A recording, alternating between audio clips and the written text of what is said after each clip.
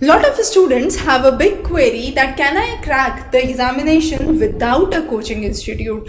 Now, the answer is of course yes. There is no reason you go for a coaching for a UGC NET examination. Firstly, because the content is as per your syllabus for your master's level. So whatever you have been studying through your past 2 years is what is being asked. So it's similar to extensive preparation so for what you have done so far. Even for those who are appearing for bachelor's honors would be able to attempt this paper because the core concepts of geomorphology, physical geography remain the same. In India geography, as I informed, you have the similar concepts that are being asked, and it's more based on rote learning. Now once we talk about other subjects for UGC NET, the same story repeats. Also, students usually feel that certain subjects in UGC NET are relatively simpler to others, so it's no comparison across subject, because if you have done your masters in certain subject, you would be appearing for NET examination